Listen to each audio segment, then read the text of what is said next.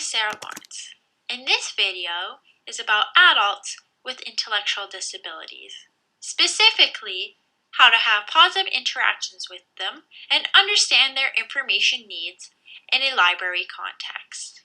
The library is an inclusive space that aims to benefit as many groups of people as possible by tending to their information needs. To fulfill this goal, it is necessary to be aware of the diverse communities that may use the library spaces, collections, and services. Adults with intellectual disabilities are no exception. They too have informational needs. However, they are unique and do differ from the majority. So what is an intellectual disability? An intellectual disability is a disability characterized by significant limitations, both in intellectual functioning, like reasoning, learning, and problem solving, as well as in adaptive behavior, which covers a range of everyday social and practical skills. So let's be politically correct. The words disabled or handicapped are adjectives that are used to describe a particular condition or environmental barrier. Since people are not conditions, terms like the disabled or the handicapped should be avoided. Instead, using the term persons with disabilities is recommended. So what's the problem? Sometimes we experience anxiety on our part when it comes to interacting with people that have intellectual disabilities. But we shouldn't. Let's hear some tips and tricks from some professionals that have and are currently working with adults that have intellectual disabilities.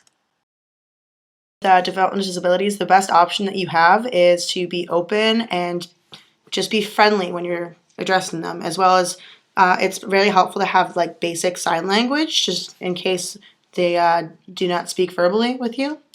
Having the library as a resource for people with developmental disabilities is actually a really good idea. You can learn responsibility with bringing back books and DVDs and movies every week. You can also get like involved in social activities with the reading programs, the art programs. I think it should be more widely used within agencies. How do you speak to them? Addressing the clients, you use a very friendly, welcoming tone. You don't use complex words because some clients have troubles understanding due to their learning disabilities or their developmental disabilities. You give them verbal prompts, praise them for any accomplishments that they've made. The best form of communication they respond to is a very loving, encouraging form of communication.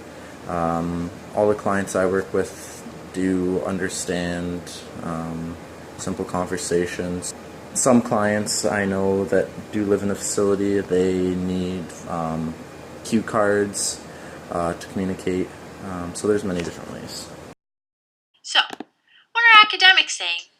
In their 2012 article, How Staff Pursue Questions to Adults with Intellectual Disabilities, W.M.L. Finley and Charles Ontaki observed via video recordings how support workers interact with these adults and point out some of the methods they use to get adequate answers out of them.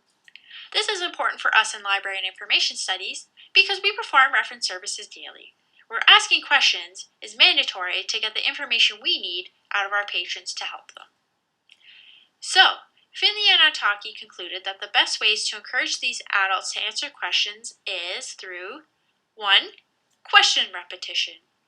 2. Expansion, which means information not explicit in the original version of the question is included. 3.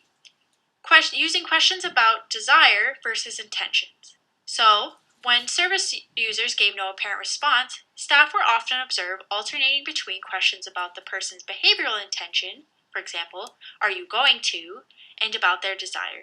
Example, do you want to? This can be done in any order. Number 4, making the question more specific. Number 5, changing the question format by reissuing a question with a different response format. For example, changing an open-ended question into a close-ended one. Number 6, by providing a visible realization of the question. This takes a variety of forms, such as pointing, nodding or shaking of the head, holding out their hand, standing, or altering bodily proximity. And number 7, by using preliminary questions, which are those that prepare the way for further, more consequential turns at talk.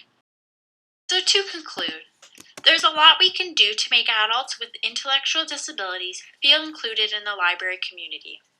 It is necessary to remember that intellectual disabilities range in severity as well as visibility. The best thing to do that wasn't mentioned in the research is be patient. The library has a potential to create possibilities and opportunities for everyone. We just need to be aware of our patron base.